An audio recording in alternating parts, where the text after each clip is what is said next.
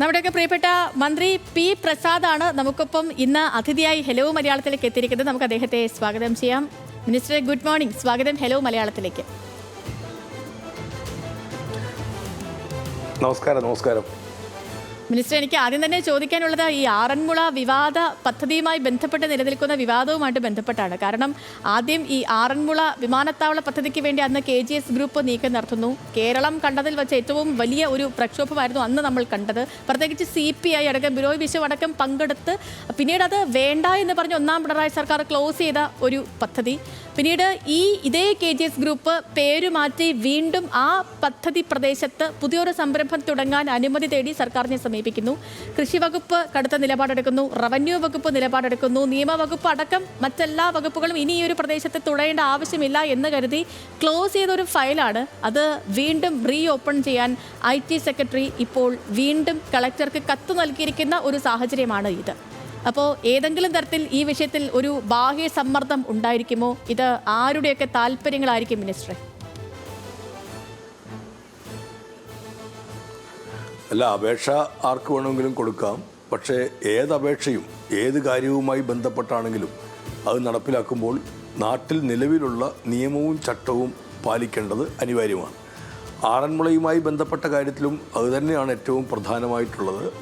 ആറന്മുളയിലെ വിമാനത്താവളത്തിന് വേണ്ടി പണ്ട് കണ്ടെത്തിയിട്ടുള്ള ഭൂമിയാണ് എങ്കിൽ ആ ഭൂമിയിൽ ഏത് തരത്തിലുള്ള പദ്ധതികൾ വരുമ്പോഴും ഗൗരവതരമായി നോക്കേണ്ട ഒരു കാര്യം നിലവിലുള്ള നിയമങ്ങളുമായി അത് പൊരുത്തപ്പെടുന്നതാണോ എന്നുള്ളതാണ്.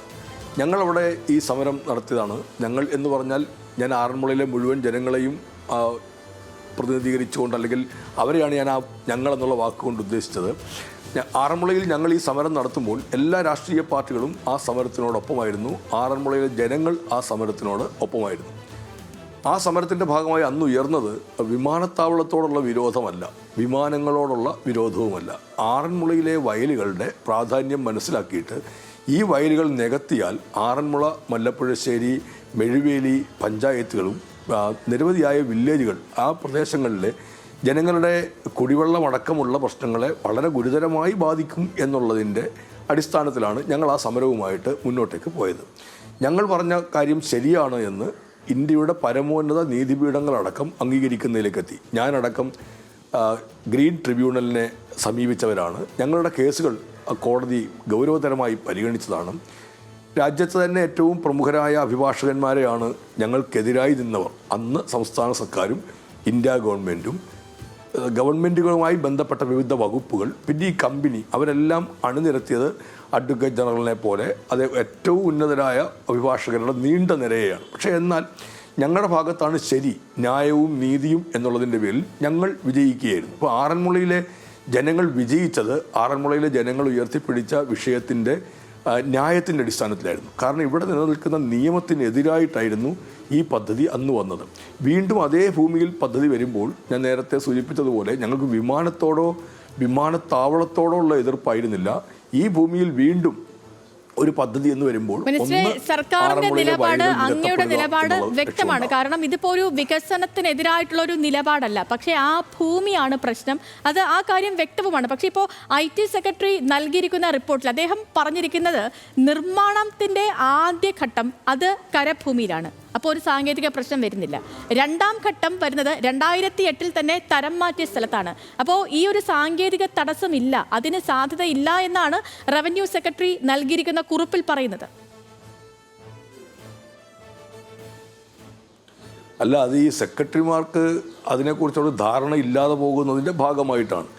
ഒന്ന്, കരഭൂമി എന്ന് പറയുന്നു, അവിടെ അത് ക്ലീൻ ചിറ്റ് കൊടുക്കുന്ന തരത്തിലാണ് നിങ്ങൾ പറയുമ്പോൾ എനിക്ക് തോന്നുന്നത്. ഞാനത് കണ്ടില്ല എങ്കിലും ഞാൻ പറയുന്നു, ഏത് കരഭൂമിയാണ് അവിടെ ഉള്ളത്? അനധികൃതമായി നികത്തപ്പെട്ട ഭൂമിയെ ഇപ്പോൾ കരഭൂമി എന്ന് എങ്ങനെയാണ് വിളിക്കാൻ കഴിയുക? എൻ്റെ പ്രധാനപ്പെട്ട ഞങ്ങളുടെ ചോദ്യം, അനധികൃതമായി നേരത്തെ നികത്തപ്പെട്ട കുറച്ച് ഭൂമിയുണ്ട് അവിടെ.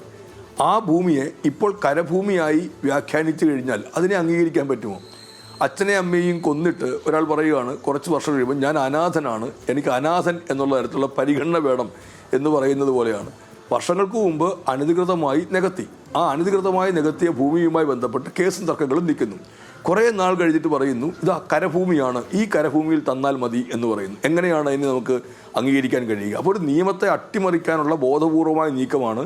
അത്തരം നീക്കങ്ങളെ ഗൗരവത്തോടു കൂടി കാണുകയും ഭരണാധികാരികളുടെ മുമ്പാകെ എത്തിക്കുകയും ചെയ്യുക എന്നുള്ളതാണ് ഉദ്യോഗസ്ഥരുടെ ഏറ്റവും പ്രധാനപ്പെട്ട ഉത്തരവാദിത്വം. ആ ഉത്തരവാദിത്വം ഉദ്യോഗസ്ഥൻ നിറവേറ്റുകയാണ് വേണ്ടത്. അല്ലാതെ വേറെ ആരുടെയെങ്കിലും തരത്തിലുള്ള ഈ അഭിപ്രായങ്ങൾക്കൊപ്പം ചേരുകയല്ല. അങ്ങനെ ഒപ്പം ചേർന്നു എന്ന് ഞാൻ വിശ്വസിക്കുന്നില്ല. ഞാൻ നിങ്ങൾ പറഞ്ഞതിൻ്റെ ഭാഗമായിട്ട് ഞാൻ പറയുന്നു എന്നുള്ളതേ ഉള്ളൂ. നമ്മുടെ മുമ്പിൽ ഈ കാര്യത്തിനകത്ത് നിയമത്തിൻ്റെയും ചട്ടത്തിൻ്റെയും അനുസരിച്ചാണോ എന്ന് നോക്കേണ്ടത് ഏറ്റവും പ്രധാനപ്പെട്ട കാര്യമാണ്.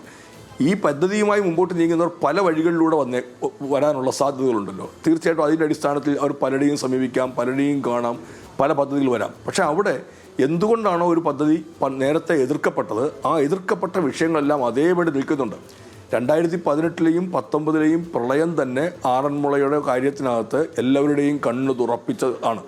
നമുക്കിനിയും അങ്ങനെ അത്തരത്തിൽ ആറന്മുളയിൽ അവിടുത്തെ പാരിസ്ഥിതിക സന്തുലിതാവസ്ഥയെ തകിടം മറിക്കുന്ന ഒന്നിനോടും നമുക്ക് ചേരാൻ കഴിയുകയില്ല. ഈ പ്രത്യേകതയെല്ലാം മനസ്സിലാക്കിയിട്ടാണ് കേരളം തന്നെ കേരളത്തിന് മൊത്തത്തിൽ ബാധകമാവുന്ന തരത്തിലേക്ക് നെൽവയൽ തണ്ണീർത്തട സംരക്ഷണ നിയമമെല്ലാം കേരളം തന്നെ നിയമസഭ അംഗീകരിക്കുകയും അത് നടപ്പിലാവുകയും ചെയ്തത്. അപ്പോൾ ഇത്തരം നിയമങ്ങളെല്ലാം നിൽക്കുമ്പോൾ ആ നിയമങ്ങളെ മറികടക്കാൻ വേണ്ടി കുറുക്കുവഴികൾ പലരും തേടാൻ ശ്രമിക്കാം. ഈ പദ്ധതിക്ക് വേണ്ടി ആലോചിക്കുന്ന 139 ഹെക്ടർ ഭൂമിയിൽ 122.87 ഹെക്ടറും നിലമാണെന്ന് പത്തനംതിട്ട കളക്ടറുടെ റിപ്പോർട്ടിൽ പറയുന്നുണ്ട്. ഈ നെൽവയലും തണ്ണീർത്തടവും നികത്തിയുള്ള പദ്ധതിയെ കൃഷി വകുപ്പ് അതിശക്തമായി എതിർക്കുന്നു. ഇപ്പോൾ അങ്ങയുടെ വാക്കുകളും അങ്ങനെ തന്നെയാണ്, നേരത്തെയും ഇത് തന്നെയായിരുന്നു നിലപാട്. പക്ഷേ അപ്പോഴും മിനിസ്റ്ററെ, സർക്കാർ ഈ അപേക്ഷ ഇനിയും തള്ളിയിട്ടില്ലല്ലോ.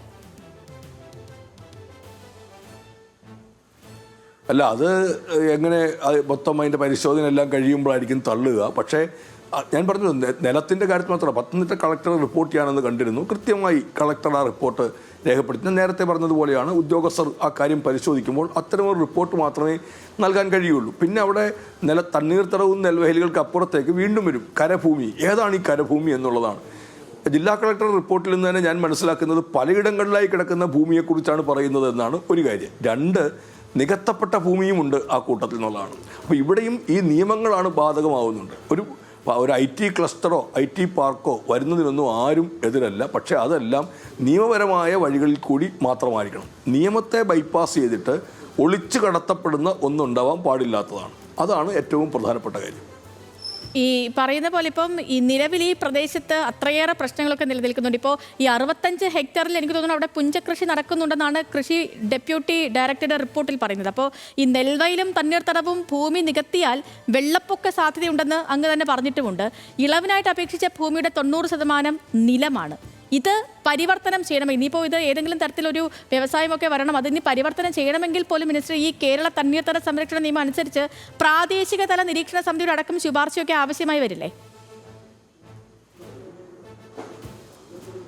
തീർച്ചയായിട്ടും നിയമം പറയുന്നുണ്ട് എങ്ങനെയെല്ലാമാണ് ഇളവ് കാര്യത്തിൽ എങ്ങനെയെല്ലാമാണ് ഒരാളൊരു അപേക്ഷ തന്നാൽ എങ്ങനെയെല്ലാമാണ് ഇതിൻ്റെ പരിശോധന നടത്തേണ്ടത്.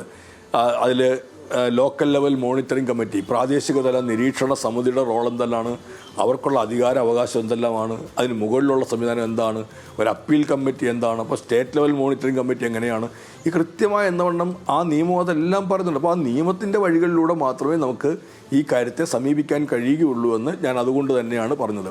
1 ഏക്കർ വയൽ ഏതാണ്ട് 5 കോടി ലിറ്റർ വെള്ളം സംഭരിക്കും എന്നാണ് കണക്ക് കൂട്ടിയിട്ടുള്ളത്. ഇതൊക്കെ ഈ നെൽവയൽ തണ്ണീർത്തട സംരക്ഷണ നിയമത്തിലേക്ക് കേരളം എത്തിച്ചേർന്നതിൻ്റെ, അല്ലെങ്കിൽ നമ്മൾ നിയമസഭ എത്തിച്ചേർന്നു എന്ന് പറഞ്ഞാൽ കേരളം എത്തിച്ചേരുകയാണല്ലോ.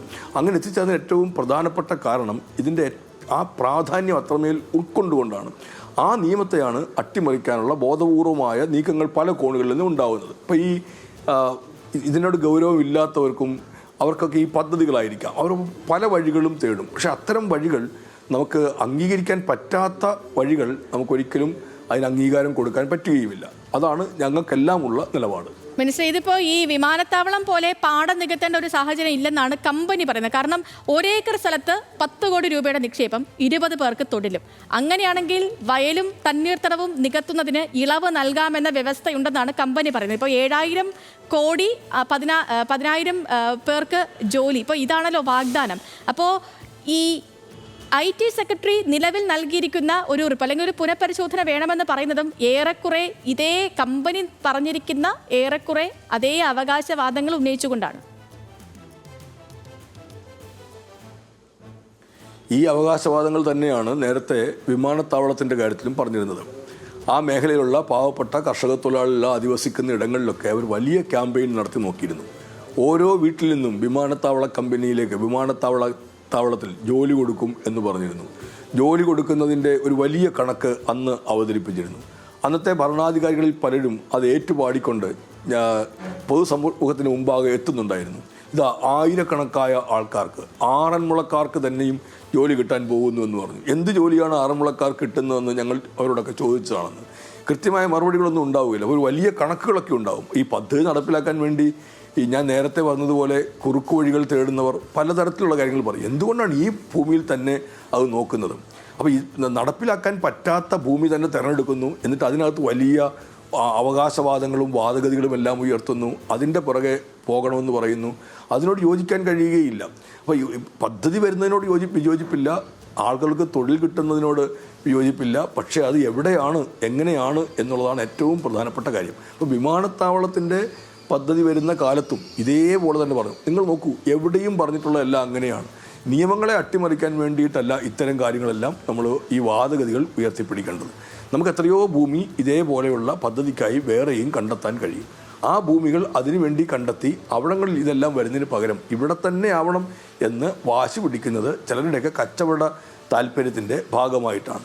ഇനി ഒരുപാട് കേസുകൾ തന്നെയും ഇതുമായി ബന്ധപ്പെട്ടുണ്ട്. മിച്ചഭൂമി കേസുകളുടെ കാര്യത്തിനകത്ത് തന്നെയും അന്തിമമായ ഒരു ഇതിലേക്ക് കടന്നിട്ടില്ല, തീരുമാനത്തിലേക്ക് എത്തിയിട്ടില്ല.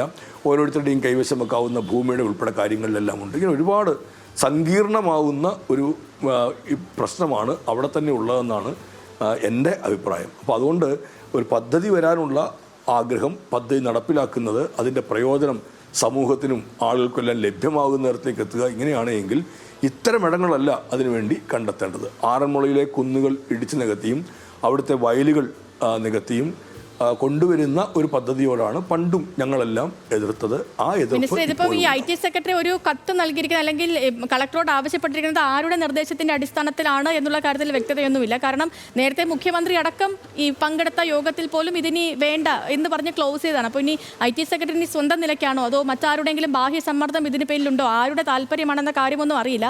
പക്ഷേ വീണ്ടും ഈ ഒരു ഫയൽ റീഓപ്പൺ ചെയ്യുകയാണെങ്കിൽ എന്തായിരിക്കും കൃഷി വകുപ്പിന്റെ ഇനിയുള്ള നിലപാട്? അല്ല, കൃഷി വകുപ്പിന് ഇനിയിപ്പോൾ ഓരോ കാലത്തേക്കും ഓരോ നിലപാടില്ലല്ലോ. കൃഷി വകുപ്പിൻ്റെ നിലപാട് ബന്ധപ്പെട്ട ഫയലുകളുമായി ചേർത്ത് ഞാൻ തന്നെയും നിലപാട് അറിയിച്ചിട്ടുണ്ട്, വകുപ്പ് നിലപാട് അറിയിച്ചിട്ടുണ്ട്. ആ നിലപാടിൽ നിന്ന് മാറേണ്ടുന്ന ഒരു സാഹചര്യവും അവിടെ ഉണ്ടായിട്ടില്ല. ഞാൻ നേരത്തെ പറഞ്ഞതുപോലെ ആ ഭൂമിയുടെ കാര്യത്തെക്കുറിച്ചാണ്. അപ്പോൾ എനിക്ക് വളരെ അടുപ്പമുള്ള ഒരു പ്രദേശമാണ്, അല്ലെങ്കിൽ എനിക്ക് ഏറ്റവും കൂടുതൽ അറിയാവുന്ന ഒരു മേഖലയാണ്. ഞാൻ തന്നെ പതിറ്റാണ്ടുകളോളം ബന്ധപ്പെട്ട് നിന്ന ഒരു മേഖലയുടെ ഭാഗമാണ് ആറന്മുള എന്നുള്ളത്. പക്ഷേ എന്നിട്ടും അത് വരുമ്പോൾ ഞാൻ കണ്ടു, കേട്ടു, മനസ്സിലാക്കി എന്നുള്ളതിൻ്റെ പേരിലല്ല ആ ഫയലിൽ ഞാനും ഒരു അഭിപ്രായം രേഖപ്പെടുത്തിയത്. നമ്മുടെ വിവിധങ്ങളായ വകുപ്പുകൾ, അല്ലെങ്കിൽ കൃഷി വകുപ്പ് തന്നെയും അല്ലെങ്കിൽ മറ്റ് വകുപ്പുകളുടെ ഭാഗമായും വന്ന റിപ്പോർട്ടുകളെയും കൂടി കണക്കിലെടുത്തുകൊണ്ടാണ് അത്തരമൊരു തീരുമാനത്തിലേക്ക് ഞങ്ങളൊക്കെയും എത്തിച്ചേർന്നിട്ടുള്ളത്. അതുകൊണ്ടൊരു നമുക്കവിടെ ചെയ്യാൻ പറ്റുന്നതെന്ത്, ചെയ്യാൻ പറ്റാത്തതെന്തെന്നുള്ള കൃത്യമായ ധാരണയും ബോധ്യവുമെല്ലാം ഉണ്ട്. ആ ബോധ്യവും ധാരണയുമാണ് കൃഷി വകുപ്പ് ഇക്കാര്യത്തിൽ പറഞ്ഞ അഭിപ്രായത്തിൽ പ്രതിഫലിച്ചിട്ടുള്ളത്. അതിൽ നിന്ന് മാറേണ്ടുന്നതായ യാതൊരു സാഹചര്യമില്ല. ഒരു വകുപ്പ് സെക്രട്ടറിയുടെ മുമ്പാകെ കിട്ടുന്ന കത്തിൻ്റെ കുറിച്ച് അദ്ദേഹം ചിലപ്പോൾ ജില്ലാ കളക്ടറോട് ഒരപേക്ഷ. ഓക്കെ മിനിസ്റ്റർ, ഞാൻ മറ്റ് വിഷയങ്ങളിലേക്ക് കൂടെ കിടക്കണം. ഇപ്പോൾ കഴിഞ്ഞ ദിവസം അങ്ങ് കോട്ടയം മെഡിക്കൽ കോളേജിൽ ദുരന്തത്തിൽ മരണപ്പെട്ട ബിന്ദുവിൻ്റെ വീട് അങ്ങ് തന്നെ സന്ദർശിച്ചിരുന്നു. ആരോഗ്യമന്ത്രി സന്ദർശിച്ചു. മന്ത്രി VN വാസവൻ അടക്കം സർക്കാരിൻ്റെ നിലപാട് കുടുംബത്തിനോടൊപ്പം തന്നെയാണ് എന്നുള്ള കാര്യമൊക്കെ പ്രഖ്യാപിക്കപ്പെടുകയും ചെയ്തു. പക്ഷേ അപ്പോഴും ആരോഗ്യമന്ത്രിയുടെ രാജിക്ക് മുറവിളി കൂട്ടിയുള്ള പ്രതിപക്ഷ പ്രതിഷേധങ്ങൾ തുടരുകയാണ്. നിലവിലെ ഒരു സാഹചര്യത്തിൽ മന്ത്രിക്കെതിരായ പ്രതിഷേധത്തെ എങ്ങനെയാണ് സർക്കാർ നോക്കിക്കാണുന്നത്? അതിനകത്ത് ഇപ്പം പ്രതിപക്ഷത്തിൻ്റെ പ്രതിഷേധം എന്നുള്ളത് പൂർണ്ണമായും 100% രാഷ്ട്രീയമായ പ്രതിഷേധം മാത്രമാണ്. അത് അല്ലാതെ വേറെ ഒരു കാര്യവുമല്ല എന്ന് ഏതൊരാൾക്കും മനസ്സിലാവും. കേരളത്തിൻ്റെ പൊതുസമൂഹത്തിന് നല്ലവണ്ണം ബോധ്യപ്പെടുന്ന ഒരു കാര്യം തന്നെയാണത്.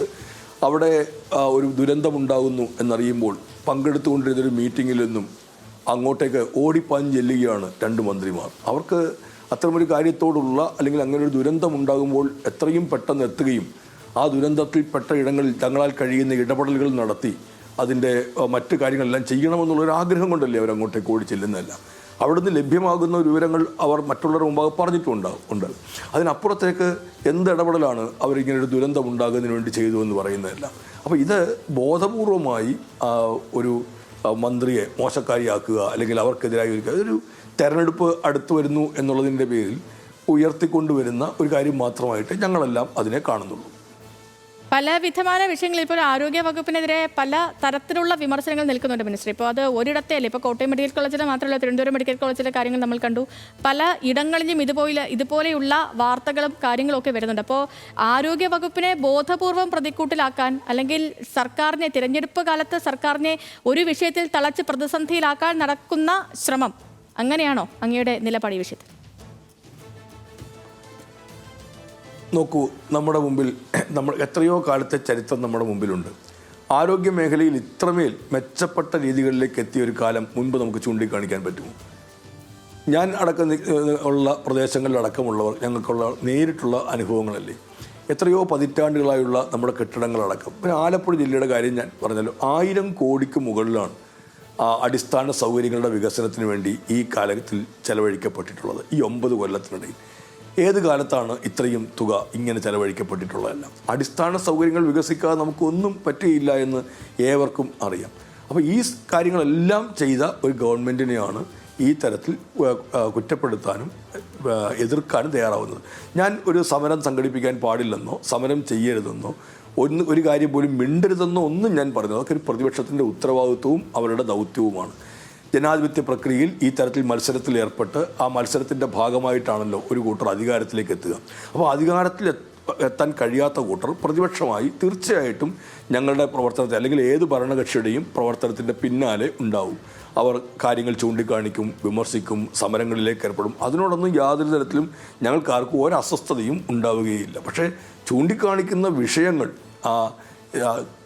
യാഥാർത്ഥ്യങ്ങളെ തമസ്കരിച്ചുകൊണ്ട് കാര്യങ്ങൾ പറഞ്ഞു പോകുമ്പോൾ ഉണ്ടാകുന്ന ഒരു അഭിപ്രായ വ്യത്യാസമാണ് ഞങ്ങൾ രേഖപ്പെടുത്തുന്നത്. വസ്തുതകൾ എന്താണ് എന്ന് കൃത്യമായി ബോധ്യപ്പെടേണ്ടതുണ്ട്. ആ വസ്തുതകൾ ബോധ്യപ്പെടുമ്പോഴാണ് കേരളത്തിൻ്റെ ആരോഗ്യ മേഖലയിൽ മുമ്പൊരിക്കലും ഇല്ലാത്ത തരത്തിലുള്ള വലിയ തരത്തിലുള്ള മെച്ചമുണ്ടായ ഒരു കാലഘട്ടമാണ് ഇതെന്ന് ഏതൊരാൾക്കും ബോധ്യപ്പെടുന്നത്. അതിനെല്ലാം കൂടി തമസ്കരിക്കാനുള്ളൊരു ബോധപൂർവമായ നീക്കമുണ്ടാകും. ഇതാ കേരളം ഒന്നുമല്ല, ഒന്നും നേടിയിട്ടില്ല, എന്തൊരു അഭിപ്രായഗതിയാണെന്ന് ആലോചിച്ച് നോക്കുക. രാഷ്ട്രീയം ഉണ്ടാവാം, ആ രാഷ്ട്രീയത്തിന് പേരുള്ള എതിർപ്പുകളുണ്ടാവാം. പക്ഷേ അതിനപ്പുറത്തേക്ക് കടന്ന് എല്ലാത്തരം രീതികളെയും അതിലംഘിച്ചുകൊണ്ടാണ് ഇപ്പോൾ പല അഭിപ്രായങ്ങളും ചിലപ്പോൾ ചില സമരങ്ങൾ പോലും കാണുന്നത്. ആ അർത്ഥത്തിലാണ്. അതിനോട് യോജിക്കാൻ കഴിയുകയില്ല. മിനിസ്റ്ററെ, മറ്റൊന്ന് ഭാരതാംബ വിവാദമാണ്. നമുക്കറിയാവുന്ന പോലെ ഈ ഒരു വിവാദമൊക്കെ തുടങ്ങിയത് പോലും ഈ ഗവർണറുടെ പരിസ്ഥിതി ദിനത്തിൽ നടക്കുന്ന പരിപാടി, അങ്ങ് പങ്കെടുത്ത പരിപാടി, അവിടെ ഭാരതാംബ വരുന്നു, അങ്ങ് ആ പരിപാടിയിൽ നിന്നും ഇറങ്ങി വരുന്നു. തുടർന്നാണ് ഈ ഭാരതാംബ വിവാദം വലിയ ചർച്ചയാകുന്നത് പോലും. പക്ഷേ ഇപ്പം അത് സർവകലാശാലയിലേക്ക് പോലും അത് വ്യാപിച്ചിരിക്കുന്നു. രജിസ്ട്രാർക്ക് സസ്പെൻഷൻ, ഇന്നലെ ഇപ്പോൾ സിൻഡിക്കേറ്റ് ചേർന്ന സസ്പെൻഷനൊക്കെ പിൻവലിച്ചിട്ടുണ്ട്. പക്ഷേ ഇന്നിപ്പോൾ കോടതിയിലെത്തി രജിസ്ട്രാർ ഈ ഹർജി പിൻവലിക്കുമ്പോൾ ഒരു അസാധാരണമായ ഒരു സാഹചര്യത്തിലേക്ക് ഇത് എത്തുമെന്ന് കരുതപ്പെടുന്നുണ്ട്. കാരണം കോടതിയുടെ ഭാഗത്ത് നിന്ന് കഴിഞ്ഞ വട്ടം ഈ ഒരു കേസ് എടുത്ത സമയത്ത് ഭാരതാംബ ഒരു മതചിഹ്നമാണോ എന്ന തരത്തിലൊക്കെ ഒരു ചോദ്യം ഉണ്ടായിരുന്നു കോടതിയുടെ ഭാഗത്ത് നിന്ന്. ഇപ്പോൾ VC-യും ഇന്ന് ഈ കോടതിയിൽ സത്യവാങ്മൂലമൊക്കെ സമർപ്പിക്കുന്നുണ്ട്. അപ്പോൾ കോടതി ഈ വിഷയത്തെ സർക്കാരിൻ്റെ നിലപാടിന് വിരുദ്ധമായ രീതിയിൽ കോടതി ആ വിഷയത്തെ കൈകാര്യം ചെയ്യുന്നു. കോടതിയിൽ നിന്നൊരു നിരീക്ഷണം ഉണ്ടാകും, അങ്ങനെ കരുതുന്നുണ്ടോ അങ്ങ്? അല്ല, ഏത് നിരീക്ഷണവും ഉണ്ടാവട്ടെ, കോടതി ജഡ്ജിമാർക്ക് ഇക്കാര്യത്തിനകത്ത് ആ നിരീക്ഷണങ്ങളൊക്കെ നടത്താം. പക്ഷേ ആത്യന്തികമായി നോക്കൂ, നമുക്കൊരു ഭരണഘടനയുണ്ട്. ആ ഭരണഘടന അനുശാസിക്കുന്ന തരത്തിലല്ലേ ഉത്തരവാദിത്തപ്പെട്ട ആളുകൾക്കെല്ലാം പ്രവർത്തിക്കാൻ കഴിയുള്ളൂ. ഞാൻ ഉത്തരവാദിത്തപ്പെട്ടവർ എന്ന് പറഞ്ഞാൽ ഭരണഘടനാപരമായ സ്ഥാനങ്ങളിലിരിക്കുന്നവർ പ്രത്യേകിച്ചും. നമ്മുടെ ഭരണഘടന എവിടെയാണ് ഭാരതത്തിന് ഇത്തരത്തിലൊരു ദേവതയുണ്ട് എന്ന് പറഞ്ഞിട്ടുള്ളത്? ഭരണഘടനയിൽ ഏതെങ്കിലും ഭാഗത്ത് അത്തരമൊരു കാര്യം ചൂണ്ടിക്കാണിച്ചിട്ടുണ്ടോ? നമ്മുടെ ഭരണഘടന എഴുതി ഉണ്ടാക്കിയവർ മോശക്കാരായതുകൊണ്ടാണോ? ഡോക്ടർ BR അംബേദ്കർ, പണ്ഡിറ്റ് ജവഹർലാൽ നെഹ്റു, എത്രയോ പ്രമുഖന്മാരായ ആൾക്കാരാണ്. അള്ളാടി കൃഷ്ണസ്വാമി അയ്യർ, ബാബു രാജേന്ദ്ര പ്രസാദ്, ഡോക്ടർ രാധാകൃഷ്ണൻ, ദാക്ഷായണി വേലായുധൻ, എത്ര ഉന്നതരായ ആൾക്കാരാണ്. ആകാശത്തോളം ഔന്നത്യമുണ്ടായിരുന്ന ആളുകളുടെ ഒരു നീണ്ട നിരയാണ് ഇന്ത്യയുടെ ഭരണഘടനയെ രൂപപ്പെടുത്തിയെടുത്തത്. അവരുടെ ഒന്നും ചിന്തകളിലേക്ക് അത് വന്നില്ല. ചിന്തകളിലേക്ക് വന്നില്ല എന്ന് മാത്രവുമല്ല, ദൈവം എന്നുള്ളതിനല്ല പ്രാധാന്യം കൊടുക്കേണ്ടത് എന്നാണ് ആ കോൺസ്റ്റിറ്റ്യൂവൻ്റ് അസംബ്ലി തീരുമാനിച്ചത്. നമ്മുടെ ഭരണഘടന ഓരോ വകുപ്പും കമ്പോട് കമ്പ് ചർച്ച ചെയ്ത് പാസ്സാക്കിയതിനു ശേഷം അതിൻ്റെ ആമുഖം തയ്യാറാക്കി ഇന്ത്യൻ കോൺസ്റ്റിറ്റ്യൂവൻ്റ് അസംബ്ലിയിൽ അവതരിപ്പിക്കുന്നുണ്ട്. We the people of India. അപ്പോൾ കുറേയേറെ ഭേദഗതി വന്നു. ഭേദഗതിയിൽ ഒന്ന് we the people of India, ആ വിക്ക് മുമ്പിൽ in the name of God we the people of India എന്ന് ചേർക്കണമെന്നായിരുന്നു. ചിലർ പറഞ്ഞു ഇന്ത്യ ദേവതയാണ്, അതുകൊണ്ട് in the name of goddess we the people of India എന്ന് ചേർക്കണമെന്നായിരുന്നു. വലിയ ചർച്ചകൾ നടന്നു. കമ്മ്യൂണിസ്റ്റ് പാർട്ടിക്ക് ഒറ്റ ഒരാളെ ഉണ്ടായിരുന്നുള്ളൂ. ഞാനത് പറയാൻ കാരണം കമ്മ്യൂണിസ്റ്റുകാരല്ല ദൈവത്തെ വേണ്ട എന്നൊന്നും പറഞ്ഞത്. പട്ടത്താണുപിള്ള എന്ന് പറയുന്ന ആദരണീയനായ കോൺഗ്രസ് നേതാവ് ഈ സഭയിലുണ്ട്. അദ്ദേഹം പറഞ്ഞു, ഞാൻ 100% ഈശ്വരവിശ്വാസിയാണ്, പക്ഷേ in the name of God എന്ന് ചേർക്കാൻ പാടില്ല. കാരണം വിശ്വസിക്കാനും വിശ്വസിക്കാതിരിക്കാനുമുള്ള അവകാശമുണ്ടാവും എന്ന് നമ്മുടെ ഭരണഘടനയിൽ വകുപ്പ് നമ്മളെല്ലാം കൂടി ചർച്ച ചെയ്ത് അംഗീകരിച്ചതിന് ശേഷം പിന്നീട് ദൈവനാമത്തിൽ എന്ന് പറഞ്ഞ് തുടങ്ങുന്നത് ശരിയല്ല എന്ന് പറഞ്ഞു. തർക്കം അവിടെ തീർന്നില്ല. വോട്ടിനിടേണ്ട അവസ്ഥയിലേക്ക് എത്തി. വോട്ടിനിട്ടിട്ട് ദൈവത്തെ തോൽപ്പിച്ചു. എന്ന് വെച്ചാൽ ഇത് വേണ്ട, we the people of India എന്ന് മതി എന്ന് പറഞ്ഞു. നോക്കൂ, ഇതാണ് ഇന്ത്യൻ ഭരണഘടനയുടെ കോൺസ്റ്റിറ്റ്യൂവൻ്റ് അസംബ്ലിയെ തയ്യാറാക്കിയ കോൺസ്റ്റിറ്റ്യൂവൻ്റ് അസംബ്ലിയുടെ വിചാരങ്ങൾ അങ്ങനെയായിരുന്നു. ഏതെങ്കിലും ഒരു ദൈവത്തിൻ്റെ പേരിലല്ല അതിനെ കൊണ്ടുപോകേണ്ടതെന്ന് തീരുമാനിക്കുകയും വോട്ടിനിട്ട് ദൈവത്തെ തോൽപ്പിക്കുകയും ചെയ്തിട്ടാണ് നമ്മൾ നമ്മുടെ ഭരണഘടനയെ സൃഷ്ടിച്ചെടുത്തത്. പിന്നെ വീണ്ടും തർക്കം വന്നു. In the name of Mahatma Gandhi we the people of India എന്ന് ആക്കണമെന്ന് പറഞ്ഞു. ചിലർ തൊഴുതപേക്ഷിച്ചു, ദൈവത്തെ ഓർത്ത് ഗാന്ധിജിയെയും കൂടി വോട്ടിനിട്ട് തോൽപ്പിക്കരുത്, നമുക്ക് we the people of India എന്ന് തന്നെ ആകാമെന്ന്. ഭേദഗതികൾ പിൻവലിച്ചു. ആർക്കും വേണമെങ്കിൽ ഇപ്പോഴും ആ നടപടിക്രമങ്ങൾ നമ്മുടെ ഗൂഗിളിലടക്കം സെർച്ച് ചെയ്താൽ കിട്ടാവുന്നതേ ഉള്ളൂ. നോക്കി, ഇതാണ് ഇന്ത്യ ഉയർത്തിപ്പിടിച്ച ഏറ്റവും പ്രധാനപ്പെട്ട കാര്യം. ഇവിടേക്കാണ് ഒരു ദൈവത്തെ അല്ലെങ്കിൽ ഒരു ഭാരതാംബ, ഇങ്ങനൊരു മാതാവ്, ഇങ്ങനൊരു രൂപത്തെ പ്രതിഷ്ഠിക്കാൻ നോക്കുന്നത്. അങ്ങനെ പ്രതിഷ്ഠിക്കാൻ നോക്കുമ്പോൾ ഇന്ത്യ പൊതുവിൽ അംഗീകരിക്കുന്ന ഒന്നാണോ അല്ല എന്ന് നമുക്ക് മനസ്സിലാവും. എവിടെയാണ് അതിനകത്ത് ഭാരതത്തിൻ്റെ ഭൂപടമുള്ളത്? എവിടെയാണ് നമ്മുടെ ദേശീയ പതാകയുള്ളത്? രാജ്ഭവനുമായി ബന്ധപ്പെട്ട ഒരു ഉദ്യോഗസ്ഥൻ എഴുതിയ ലേഖനത്തിൽ ഞാനും വായിച്ചു, അഡ്ജസ്റ്റ് ചെയ്യാൻ ഞങ്ങൾ തയ്യാറായിരുന്നു, ഭൂപടം ഇന്ത്യയുടേതാക്കാമായിരുന്നു, ദേശീയ പതാക ഇന്ത്യയുടേത് വെക്കാമായിരുന്നു, പക്ഷേ കൃഷി വകുപ്പ് മന്ത്രി പി പ്രസാദ് തയ്യാറായില്ല എന്ന്. അപ്പോൾ അഡ്ജസ്റ്റ് ചെയ്യാൻ തയ്യാറാണ്. അപ്പോൾ അഡ്ജസ്റ്റ് ചെയ്യാവുന്നതേ ഉള്ളൂ ഒരു ഭാരതാംബെ എന്നാണ് അവർ തന്നെ പറയുന്നത്. രാജ്ഭവൻ വൃത്തങ്ങൾ പറയുന്നു അഡ്ജസ്റ്റ് ചെയ്യാവുന്നതാണ്. അങ്ങനെ അഡ്ജസ്റ്റ് ചെയ്യേണ്ടതാണോ നമ്മൾ പറയുന്ന ഭാരതം അംഗീകരിക്കുന്ന ഇത്തരം കാര്യങ്ങളെ? അപ്പോൾ ഭാരതം അംഗീകരിക്കുന്ന ദേശീയ പതാകയെ നമ്മളാരും അഡ്ജസ്റ്റ് ചെയ്യില്ല, ദേശീയ ചിഹ്നം അഡ്ജസ്റ്റ് ചെയ്യാൻ നോക്കില്ല, ദേശീയ ഗാനം അഡ്ജസ്റ്റ് ചെയ്യാൻ നോക്കില്ല. കാരണം അതൊക്കെ ഉത്തരവാദിത്തത്തോടു കൂടി വളരെ ഗൗരവത്തോടുകൂടി നമ്മൾ അംഗീകരിച്ച ഒന്നാണ്. ഇതൊന്നും അംഗീകരിക്കപ്പെടാത്ത ഒന്നായതുകൊണ്ടാണ് അഡ്ജസ്റ്റ്മെൻറ്റ് തയ്യാറാണെന്ന് പോലും പറയുന്നതല്ല. ഞാൻ പറഞ്ഞതൊക്കെ ഒരു ഒളിച്ചു കടത്തലാണ്. ഇതെല്ലാം നമ്മുടെ നാട്ടിൽ നിൽക്കുന്ന അന്തരീക്ഷത്തെ ഒന്ന് മോശപ്പെടുത്തുന്നതിന് വേണ്ടിയിട്ടാണ്. ഒരു സമൂഹത്തിൽ അതിൻ്റെ പേരിലൊരു സ്പർദ്ധ രൂപപ്പെടുത്തി എടുക്കുക എന്നുള്ളതാണ്. അത് ചിലർക്കൊക്കെ ഊർജ്ജമായിരിക്കാം. അതിന് ഭരണഘടനാപരമായ ഇടങ്ങളിൽ നിൽക്കുന്നവർ അത് ചെയ്യാൻ പാടില്ല എന്നുള്ളതാണ്. പക്ഷേ ഇന്ന് അത് പറയാൻ പറ്റാത്തൊരു സാഹചര്യം എന്ന് പറഞ്ഞാൽ, ഇങ്ങനെ ചെയ്യുന്നതിനെ പ്രോത്സാഹിപ്പിക്കുന്നൊരു ഭരണകൂടമാണ് രാജ്യത്തിൻ്റെ അധികാരത്തിൽ നിൽക്കുന്നത് എന്നുള്ളതാണ്. ഇതൊരു വല്ലാത്ത പ്രതിസന്ധിയാണ്. അപ്പം മതനിരപേക്ഷതയെയും ജനാധിപത്യത്തെയും സോഷ്യലിസത്തെയും ഭരണഘടനയെയും എല്ലാം ഉയർത്തിപ്പിടിക്കുന്നവർ ശക്തമായ നിലപാട് സ്വീകരിക്കേണ്ട ഒരു കാലത്താണ് നമ്മൾ നിൽക്കുന്നതെന്നാണ് ഈ സംഭവം എല്ലാം ഓരോരുത്തരെയും ഓർമ്മപ്പെടുത്തുന്നത്. ഓക്കെ മിനിസ്റ്റർ, ഇനിയിപ്പം എന്തുകൊണ്ടാണ് സർക്കാർ ഈ ഒരു വിഷയത്തിൽ, ഭാരതാംബ വിഷയത്തിൽ ഇത്രയേറെ ഈ നിലപാടെടുക്കുന്നത്, കടുത്ത നിലപാടെടുക്കുന്നത് എന്നുള്ള കാര്യം മനസ്സിലാകാത്ത ആരും ഉണ്ടാവില്ല. കാരണം തുടക്കം മുതൽ തന്നെ വളരെ വ്യക്തമായി അങ്ങ് വിശദീകരിക്കുന്നുണ്ടായിരുന്നു. മിനിസ്റ്റർ, അപ്പോൾ ഒരുപാട് സന്തോഷം നമുക്കിപ്പം ചേർന്നതിന്. അങ്ങേക്ക് നല്ലൊരു ദിവസം കൂടി ആശംസിക്കുകയാണ്. ന്യൂസ് മലയാളത്തിലെ എല്ലാ പ്രേക്ഷകർക്കും ഞാനും നല്ല ദിവസം ആശംസിക്കുന്നു. Thank you minister. Thank you.